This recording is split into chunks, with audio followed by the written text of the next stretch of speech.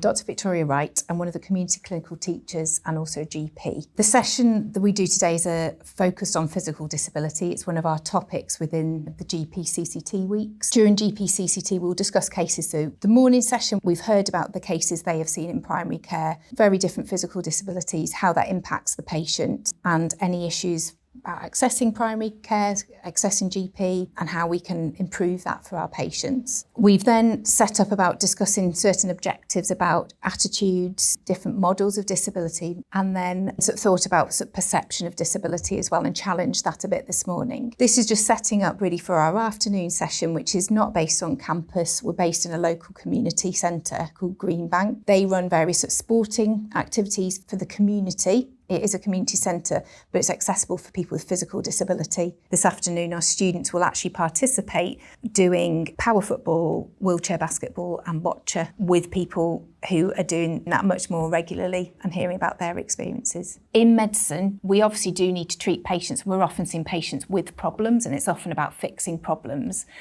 But with that comes our perception that actually we have to fix everything we see, which isn't actually the reality for many patients. And it's just viewing things from a slightly different perspective.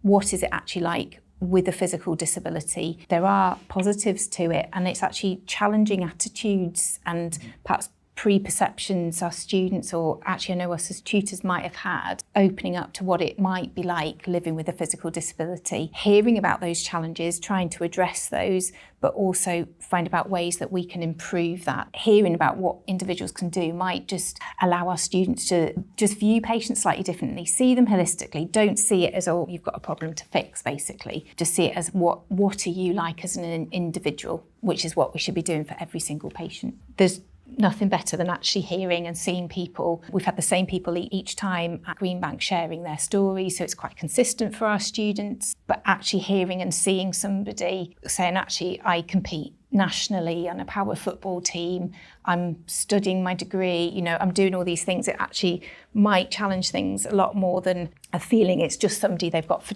television, and actually an opportunity to just have informal conversations. And there's a lot of hidden curriculum that actually our students might be getting and learning, things that it's hard to pinpoint and things you can't find from Google, things actually you need to hear from that person's lived experience to actually go, the theory now makes sense, that there's a reason why my tutor was sharing that information with me, because this is real. I'm Mark Palmer, I'm the Sports Development Manager at Greenbank Sports Academy. I'm Liam Ashton, I've been playing power hockey and power football at Greenbank Sports Academy for over 12 years. I've worked at Greenbank for over 20 years. Inclusive nature of it, in terms of working with disabled people and mixed abilities, really. Fortunate enough to work in an environment that is working with disabled people and providing opportunities and choice within a leisure environment. I've been playing hockey for 12 years now. I just come along and had a go. I loved it since. I wasn't really into sport at all. I sport with Liverpool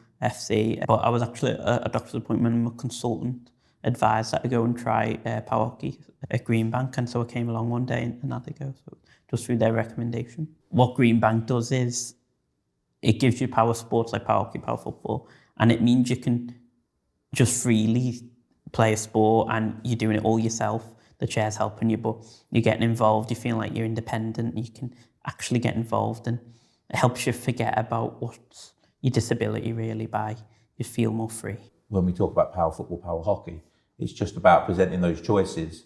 And when you've got a disability or health condition, those choices need to be quadrupled. So, you need bigger facilities, you need more wheelchairs, you need more access, you need more support, and you need more people like doctors, GP professionals being more open-minded to actually signpost people into it. So this linkage of working with health professionals at a very early age of their careers and getting on board with them gives us a massive opportunity to actually forge those links, and then allows us to, be open and within the discussions at the very start, so that a person's journey can be as smooth as possible.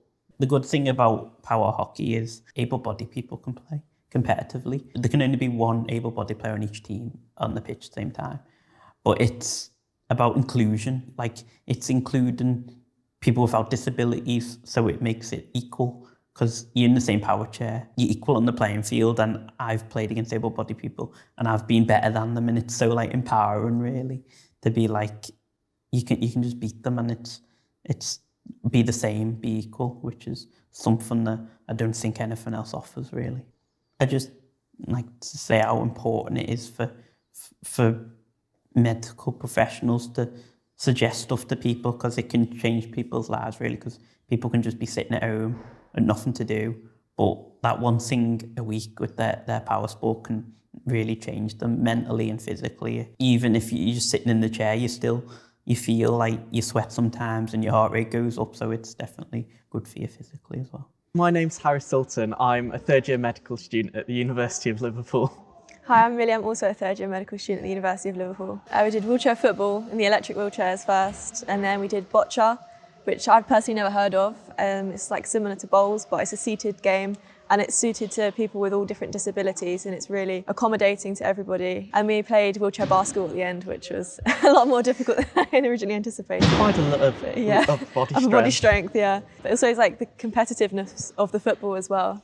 It was really good, really enjoyed. And it was great to see like the golden thread that was weaved throughout everyone. It was all like patient-led, so we had someone with cerebral palsy leading the power football one, and they were like experts by experience, and it was really great to learn from them about how they cope on a day-to-day basis. But also it was really great to see the enjoyment they get, and we found out we could do things like prescribe this as doctors. I was like, oh, that's amazing, because not everything will be controlled by medication. We can do things like this that bring a smile to someone's face. And also at the start they gave like speeches about their experiences with their disabilities, and it was interesting to see about how different their lives can be, and also the difficulties they face that a lot of people might not think about. For example, it was mentioned about going on a flight, about how months in advance you have to prepare and get all the accessibility requirements put in place beforehand, just for a simple thing that for an able-bodied person they probably wouldn't think twice about. So it was really interesting to see and hear about their experiences about that. It really put into perspective all the stuff we've learned in medicine about disability. We've heard of social prescribing in lectures or on our placement in GP practices, but it's really interesting to see it in person, the impact it's had on so many people here. So maybe when we're in practice, thinking about okay, if I want a consultation in this room, is this actually accessible? Or if we do become GPs in the end, is my GP practice accessible for everyone? No, I just thought it was a really great day, and I would recommend it to everyone. Not just student doctors, but I think other healthcare professions should. I think it should be something for everybody, because disability can affect anyone, and so many people in our lives are affected by it, and often they're not physical, but they can also be mental or things that you can't see. So I do think a lot more awareness should be raised in society for disabilities like this. I think in terms of future patients, for example, like we've just finished our GP placement, and we've seen various patients with disabilities who struggle socially and don't have many hobbies or activities that they do. And now I personally wasn't aware of things like this before today, and I feel like that can be something we can introduce the patients to and let them know that there's things they can still get involved with that have been adapted to their needs.